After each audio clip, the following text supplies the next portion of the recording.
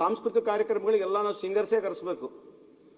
ಬೇರೆ ಬೇರೆ ರಾಜ್ಯಗಳಿಂದ ಇದು ಬೇರೆ ಬೇರೆ ತರದ್ದು ಆರ್ಟಿಸ್ಟ್ಗಳನ್ನ ಕರೆಸಿದ್ರೆ ಆ ಕಾಸ್ಟ್ ಜಾಸ್ತಿ ಇದೆ. ನೀವು ಬರೀ ಸಾಂಸ್ಕೃತಿಕ ಕಾರ್ಯಕ್ರಮ ಮಾಡಿದ್ರೆ ಅಷ್ಟು ಕಾಸ್ಟ್ ಆಗಲ್ಲ. ಒಂದು ಇನ್ನೊಂದು ಸಚಿವರೇ ಇದು ಎಲ್ಲಾ ಜಯಂತಿಗಳಲ್ಲಿ ಈ ಎಲ್ಲಾ ಜಯಂತಿಗಳಲ್ಲಿ ಡಿಜೆ ಒಂದು ಬಹಳ ದೊಡ್ಡ ಪ್ರಾಬ್ಲಮ್ ಆಗ್ಬಿಟ್ಟಿದೆ. ರಾಜಕೀಯವಾಗಿ ನಾವೆಲ್ಲ ವಿಚಾರ ಮಾಡ್ಬೇಕಿದು. ಯಾವುದೇ ಜಯಂತಿಗಳು ಬರಲಿ ಡಿಜೆಗಳಲ್ಲಿ ಐಟಮ್ ಸಾಂಗ್ ಇಲ್ಲ ಅಂದ್ರೆ ನಮ್ಮ ದೇವ್ರ ಮುಂದೆನೆ ಹೋಗೋದಿಲ್ಲ.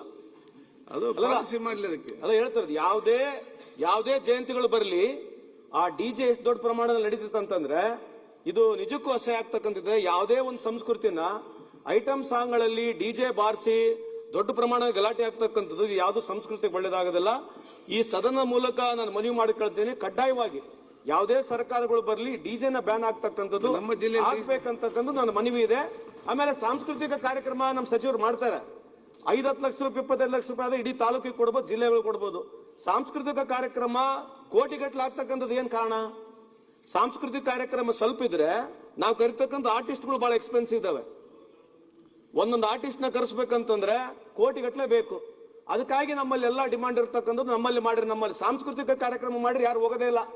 ಯಾರು ಡಿಮಾಂಡ್ ಮಾಡ್ತಾರೆ ಯಾರು ಅಲ್ಲಿ ಹೋಗಿ ಕುಂದ್ರದೇ ಇಲ್ಲ. ಅಲ್ಲ ಹೇಳ್ತಾರಷ್ಟೇ, ಬಟ್ ಅಲ್ಲಿ ಜನ ಸೇರ್ಬೇಕಂತಂದ್ರೆ ಐಟಮ್ ಸಾಂಗ್ಗಳು ಸಿಂಗರ್ಸ್ಗಳು ಹೊಲ ಕರಿಬೇಕು, ಜನ ಸೇರ್ಬೇಕು. ಜನ ಜಾಸ್ತಿ ಸೇರಿದ್ರೆ ಸಂಸ್ಕೃತಿ ಆಗೋದಿಲ್ಲ. ಪ್ರಿಯಾಂಕಾ ಅವರಿಗೆ ಅವ್ರು ಹೇಳಿರ್ತಕ್ಕಂಥ ಮಾತು ಕರೆಕ್ಟ್ ಇದೆ.